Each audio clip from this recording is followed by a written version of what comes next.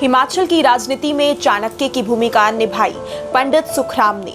बतौर सरकारी कर्मचारी हुई थी पंडित सुखराम की शुरुआत। आपको बता दें 27 जुलाई 1927 को मंडी जिला की तुंगल घाटी के कोटली गांव में जन्मे पंडित सुखराम की शुरुआत बतौर सरकारी कर्मचारी हुई। उन्होंने 1953 में नगरपालिका मंडी में बतौर सचिव अपनी सेवाएं दी। इसके बाद 1962 में मंडी सदर से निर्दलीय चुनाव लड़ा और जीते। 1967 में इन्हें कांग्रेस पार्टी का टिकट मिला और फिर से चुनाव जीतकर विधानसभा पहुंचे। इसके बाद पंडित सुखराम ने कभी पीछे मुड़कर नहीं देखा। उन्होंने मंडी सदर विधानसभा क्षेत्र से 13 बार चुनाव लड़ा और जीत हासिल की। पंडित सुखराम ने कभी विधानसभा चुनावों में हार का मुंह नहीं देखा। केंद्र में उनकी जरूरत महसूस होने पर उन्हें लोकसभा का टिकट भी दिया गया। वह लोकसभा का चुनाव भी जीते और केंद्र में विभिन्न मंत्रालयों का कार्यभार संभाला। 1984 में सुखराम ने कांग्रेस पार्टी के टिकट पर पहला लोकसभा चुनाव लड़ा और प्रचंड बहुमत के साथ संसद पहुंचे। भाजपा के महेश्वर सिंह ने 1989 में हराया था पंडित सुखराम को। जी हां, 1989 के लोकसभा चुनावों में उन्हें भाजपा के महेश्वर सिंह से हार का सामना भी करना पड़ा। लेकिन 1991 के लोकसभा चुनावों में सुखराम ने महेश्वर सिंह को हराकर फिर से संसद में कदम रखा।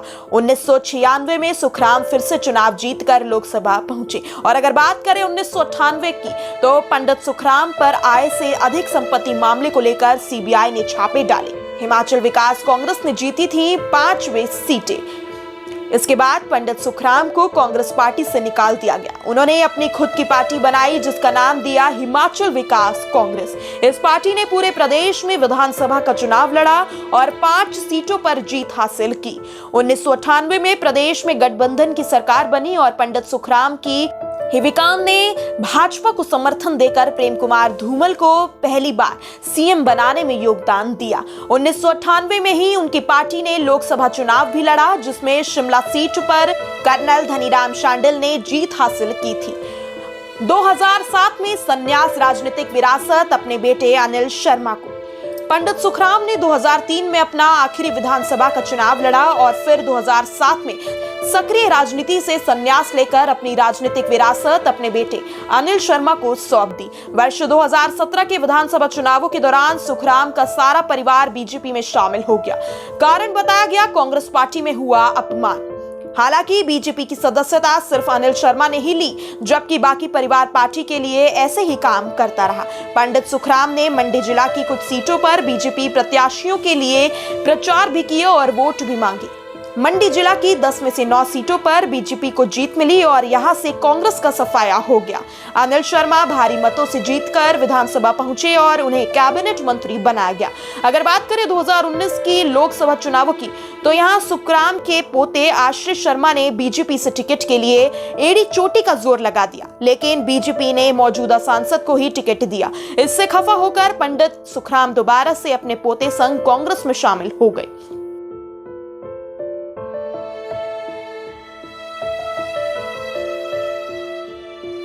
संचार क्रांति के मसीहे। बतौर लोकसभा सदस्य पंडित सुखराम ने दूरसंचार राज्य मंत्री यानी स्वतंत्र प्रभार के रूप में अपना आखिरी कार्यकाल देखा। इस दौरान पंडित सुखराम ने प्रदेश सहित देश भर में जो संचार क्रांति लाई, आज भी उसका जिक्र होता है। आज लोगों के हाथ में जो मोबाइल फोन है, उसे अगर पंडित सुखराम की देन कहा जाए तो शायद गलत नहीं होगा। पंडित सुखराम को एक तरह से संचार क्रांति का मसीहा माना गया। हिमाचल प्रदेश में उन्हें संचार क्रांति के मसीहे के नाम से ही पुकारते हैं। उन्होंने संचार राज्य मंत्री रहते हिमाचल प्रदेश में वो संचार क्रांति ला दी जो शायद प्रदेश के भौगोलिक परिस्थितियों को देखते हुए बहुत देर से पहुंचती। 18 चुनाव लड़े, 2 बार हुई हार। पंडित सुखराम ने अपने राजनीतिक जीवन में 18 बार चुनाव लड़े। इनके नाम एक रिकॉर्ड दर्ज है, यह कभी भी विधानसभा का चुनाव नहीं हारे। मंडी सदर सीट पर इनके परिवार का आज तक एक छत्र राज चल रहा है। यहां से 13 बार खुद चुनाव लड़ा और जीता, जबकि बेटा चौथी बार यहां से विधायक चुनकर विधानसभा पहुंचा है। सुखराम ने लोकसभा के 5 चुनाव लड़े, जिनमें से 2 बार हार हुई। देश या प्रदेश में चाहे किसी भी राजनीतिक दल की लहर चली हो, इनका परिवार कभी विधानसभा का चुनाव नहीं हारा। मौके की नजाकत को भांपना और समय रहते निर्णय लेना पंडित सुखराम की खासियत रही और शायद यही कारण है कि इन्हें राजनीति का चाणक्य कहा गया। कभी नहीं पहुंच पाए सीएम की कुर्सी तक। पंडित सुखराम हिमाचल प्रदेश के सीएम बनना चाहते थे, लेकिन यह संभव नहीं हो सका। इस बात को लेकर उनका हमेशा सीएम वीरभद्र सिंह के साथ 36 का आंकड़ा रहा। पंडित सुखराम की वरिष्ठता को पार्टी ने हमेशा नजरअंदाज किया और इस बात की टीस उनमें हमेशा रही। यही कारण था कि पंडित सुखराम ने अपना एक अगल दल बना दिया, लेकिन उसके दम पर भी वह सीएम की कुर्सी तक नहीं पहुंच सके। हिमाचल में पंडित सुखराम के सहयोग से पहली बार चली थी गैर कांग्रेस सरकार। हिमाचल की राजनीति में तीसरा विकल्प लाए थे पंडित सुखराम। किया था हिमाचल विकास कांग्रेस का गठन। हिमाचल की राजनीति में तीसरा विकल्प देने वाले स्वर्गीय पंडित सुखराम ही थे। उनके द्वारा गठित हिमाचल विकास कांग्रेस अगर चाहती तो 1998 में कांग्रेस की सरकार का गठन हो सकता था, लेकिन पंडित सुखराम ने ऐसा नहीं किया। उस समय कांग्रेस ने 31 सीटें जीती थी, जबकि भाजपा के खाते में 29 सीटें आई थी और पंडित सुखराम की हिमाचल विकास कांग्रेस को 5 सीटें मिली थी। 1998 में पहली बार प्रदेश में 3 राजनीतिक दल मुख्य रूप से मुकाबले में थे। हिविकाम के कांग्रेस के कई पदाधिकारी शामिल हो गए थे। हिविकाम ने इस चुनाव में 4 सीटें जीती और पंडित सुखराम किंग मेकर बन गए। 65 सीटों के लिए हुए चुनाव में कांग्रेस ने 31 और भाजपा ने 29 सीटें जीती थी। चुनाव के बाद भाजपा के एक विधायक का निधन होने से आंकड़ा 28 रह गया। हिविकाम ने भाजपा को समर्थन का ऐलान कर दिया, जबकि निर्दलीय विधायक रमेश ध्वाला भी भाजपा के खेमे में शामिल हो गए। ऐसे में भाजपा बहुमत का आंकड़ा हासिल कर पाई। हालांकि बाद में पंडित सुखराम ने हिविकाम का कांग्रेस में विलय कर दिया था। प्रोफेसर प्रेम कुमार धूमल, पूर्व मुख्यमंत्री ने पंडित सुखराम के निधन पर किया शोक व्यक्त। हिमाचल के विकास में उनके योगदान को बताया अविस्मरणीय। हिमाचल प्रदेश में पंडित सुखराम के सहयोग से पूरे 5 वर्ष पहली बार गैर कांग्रेस सरकार चली थी। हिमाचल प्रदेश के विकास में पंडित सुखराम के योगदान को कभी भुलाया नहीं जा सकता। पंडित सुखराम हिमाचल प्रदेश के वरिष्ठ नेता थे। प्रदेश में संचार क्रांति लाने में पंडित सुखराम ने महत्वपूर्ण योगदान दिया था। वरिष्ठ भाजपा नेता एवं पूर्व मुख्यमंत्री प्रोफेसर प्रेम कुमार धूमल ने पंडित सुखराम के निधन पर शोक व्यक्त करते हुए यह बात कही। उन्होंने कहा, पंडित सुखराम उनके बहुत करीबी थे। 1998 में उन्होंने हिमाचल के विकास के लिए भाजपा को समर्थन देकर गठबंधन सरकार बनाने और चलाने में मदद की थी। प्रदेश में उनके सहयोग से पहली बार गैर कांग्रेसी सरकार ने सफलतापूर्वक 5 वर्ष का कार्यकाल पूरा किया और इस कार्यकाल में प्रदेश के विकास की दृष्टि से अभूतपूर्व काम हुआ था।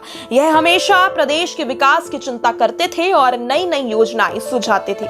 सरकार चलाने में जो उनका योगदान मिला था, हम सदा उसके लिए उनके आभारी रहेंगे।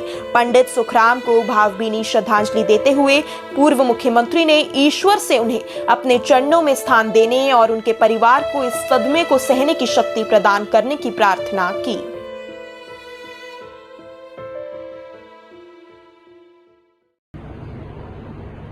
आज प्रातःकाल पंडित जी के दुखद निधन का समाचार सुना, बहुत दुख हुआ। पंडित सुखराम जी हिमाचल प्रदेश के एक वरिष्ठ नेता थे और 1998 में उनके नेतृत्व में HVC बनी। तो भारतीय जनता पार्टी और HVC का गठबंधन बनाने में उन्होंने बहुत बड़ा सहयोग दिया और पहली बार प्रदेश में नॉन कांग्रेस सरकार बनी, जो 5 साल चली और अभूतपूर्व विकास भी हुआ। पंडित जी ने 5 साल साथ देने का वायदा किया था, उसे पूरा निभाया। हिमाचल में संचार क्रांति लाने में उनका महत्वपूर्ण योगदान रहा है। उन्हें भावपूर्ण श्रद्धांजलि अर्पित करता हूँ और ईश्वर से प्रार्थना करता हूँ उन्हें अपने चरणों में स्थान दे और परिवार को इस सदमे को सहने की